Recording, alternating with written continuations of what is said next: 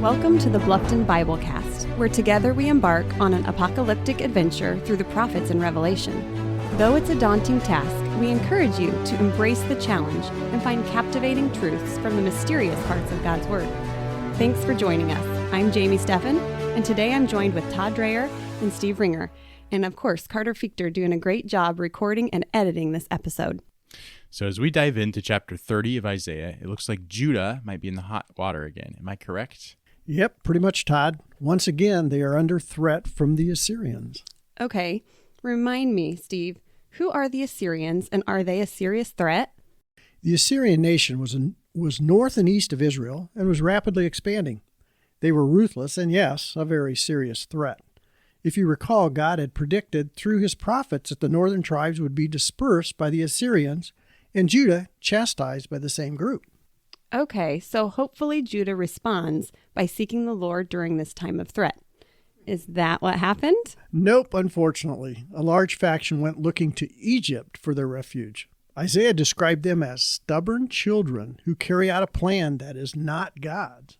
Wait a minute. Do they have a problem with their memory? Didn't they spend a large part of the 400 years in Egypt as slaves? Why would they go back there? You are so correct, Jamie, but let's look at it from their viewpoint. Egypt was a powerhouse, although in somewhat of a decline, but they had horses, chariots, and some strength. And if Judah would band with Egypt, they could possibly be strong enough to stop the advance of the Assyrians. I mean, I get it. Egypt was something they could see. It was tangible, somewhat predictable, and they wouldn't have to change their behavior to please the Lord, right? More like self-reliance? Yes, exactly. If we look at the Hebrew word for Egypt, Mitzrayim, it's somewhat of a paradox. The underlying meaning of the name can be refuge or bondage. If we recall the story of Exodus, Egypt was a place of refuge for Israel at the beginning of their sojourn in that land, but soon developed into a deep-seated place of bondage. Later, God, through Moses, had warned them in Deuteronomy 17:6, never to go back to Egypt. It looks like Judah had two main options from their perspective. The first was to look towards Egypt, which they could see.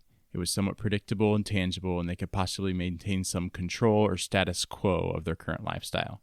The second option would be to look to God, which would require a substantial amount of trust and faith without seeing exactly how God would save them. Yes, Todd. Isaiah's prophecy gives them a good picture of how things would play out for both options. If they sought Egypt, Isaiah 30:13 and 14 says, their destruction would come suddenly like a tottering fence that collapses and would be devastating like a jar of pottery that is smashed to smithereens. On the other hand, if they would seek him with trust and faith, Isaiah 30:15 says, in returning and rest you shall be saved. In quietness and in trust shall be your strength. But you were unwilling. I'm sure there was a remnant, though, who really did want to reach out to the Lord for help. Look at Isaiah 33:2. It seems to speak to their heart. O Lord, be gracious to us. We wait for you. Be our arm every morning, our salvation in the time of trouble. Yes, Jamie. I wonder what or who are my Egypts when I tend to seek another source of help other than God. When in adversity, I too often ask for a new path for my feet, when what God really wants is for me to ask for a feet to walk his path. Let's move on to chapter 32. Steve, can you read the first line in this chapter? Sure, Todd. Behold, a king will reign in righteousness. Okay, stop. Is that a thing in Judah? A righteous king? Well, that might be precisely the point. Israel and Judah have been drowning in evil kings. A king that reigns in righteousness sounds like a very refreshing prophecy, and something that they have rarely had since the time of David and Solomon hundreds of years ago. And then this chapter goes on to compare what happens to society under righteous kings versus foolish ones. Jamie, tell us what it says about foolish rulers. Isaiah says they leave the hungry unsatisfied, ruin the poor with lying words, and deprive the thirsty of drink. And Steve, can you tell us what it says about godly leaders? A righteous king is like a stream of water in a dry place, the shade of a great rock in a weary land, a shelter from the storm. Well, that sounds familiar. I know that song. Yeah, the words of "a shelter in the time of storm" from our combined hymnal sounds a lot like this chapter. The reign of a righteous king is a shelter from the storm. That's neat. But what king was Isaiah referring to when he prophesied that a king will reign in righteousness? Well, probably the immediate fulfillment of the prophecy is Hezekiah, whom we will read about next week, as he made some godly decisions in the face of the terrifying invading Assyrian army. But the cool thing about Isaiah is that there's this reoccurring prophecy that seems to keep popping up in the book about a king, a righteous king, a king of the line of David. Let's look back at what we've already read in Isaiah. Chapter 9 says there will be a child born who will rise on the throne of David and reign with endless peace. Then chapter 11 says that a shoot will come from the stump of Jesse, who will judge righteously.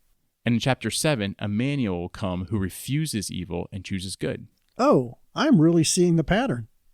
So coming back to chapter 32, a prophecy of a righteous king is building upon those other sections of Isaiah. Yes, the immediate fulfillment of this prophecy is probably Hezekiah, who will deliver them from the current threat of Assyria, as Steve mentioned. But Isaiah seems to be pointing to something greater than Hezekiah, as Hezekiah wasn't a perfect king. In chapter 11, it speaks of a king who will be a banner to the nations. That seems to go beyond the scope of Hezekiah, I think. Yeah, and chapter 9 says this king's name will be Wonderful Counselor, Mighty God, Everlasting Father, and Prince of Peace. Jamie, that also sounds like it goes way beyond Hezekiah. Those in Isaiah's day would have known that God promised to establish the throne of David forever. If you want to read this exchange between God and David, go back to 2 Samuel 7. So, having a promise of a righteous king that allows David's throne to be established forever makes sense with God's original plan. But the book of Isaiah will end without a righteous king established, and this prophecy will feel very unfulfilled. And that is what Matthew points out in his first chapter in his gospel. He says, "She will bear a son, and you will call his name Jesus, for he will save his people from their sins." All this took place to fulfill what the Lord has spoken by the prophet. "Behold, a virgin shall conceive and bear a son, and they shall call his name Emmanuel." Matthew is referencing Isaiah 7. Matthew is saying that Jesus was born to fulfill the king prophecy that is written in Isaiah. Yes, finally in Jesus, Isaiah's prophecies are fulfilled. Remember the song we talked about earlier called "Shelter in the Time of Storm"? Although the song quotes Isaiah, it brings in the fulfillment of Isaiah also. But it's not just saying a king is a rock in a weary land. It says Jesus is a rock in a weary land, a shelter in the time of storm. Jesus is the righteous king from chapter 32. We finished this week's reading in chapter 34, and there seems to be a shift in Isaiah's prophecy. You're right, Todd. In the first few verses, we see that God is angry with all nations, and he wants everyone to listen up because his wrath is going to be taken out on the entire earth.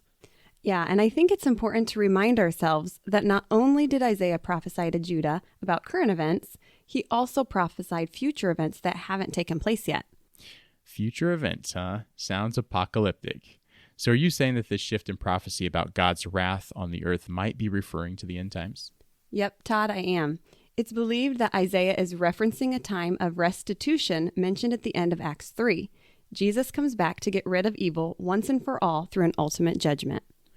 Okay, so this ultimate judgment makes me think of the book of Revelation. Can you give me a few examples of how Isaiah 34 ties into the end time prophecies? Absolutely. Let's start with verse 2. Isaiah talks about an utter destruction of the armies from all nations. What in Revelation do you think he's referring to?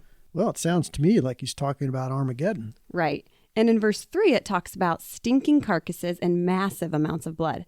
And when we jump to Revelations 14, we see that this battle will cause so much blood that it reaches the horse's bridle. Then in verse 4, we read that the heavens will be rolled together like a scroll, and their hosts will fall like figs from a tree. Steve, can you read Revelation 6:13 and 14 for us? Sure, Jamie. Verse 13, "And the stars of the sky fell to the earth as a fig tree sheds its winter fruit when shaken by a gale." And 14 reads, "The sky vanished like a scroll that is being rolled up, and every mountain and island was removed from its place." Wow, you're right, Jamie. We're only 4 verses into the chapter, and it feels like we're reading the book of Revelation. And it doesn't stop there. We see at the end of the chapter in verses 9 through 17 that there will be mass destruction throughout the earth. The land and water will turn to pitch. Smoke will go up forever. Land will lie in waste, and the only inhabitants there will be wild animals like jackals, hyenas, goats, vultures, and owls. Jamie, it kind of makes me think of Sodom and Gomorrah's fall. And in those verses, I see another connection to God's final judgment.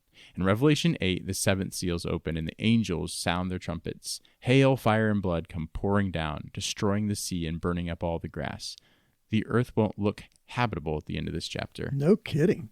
And in case you have any doubt about Isaiah's prophecy, he adds verse 16 to the end of the chapter. Todd, can you read that verse? Sure.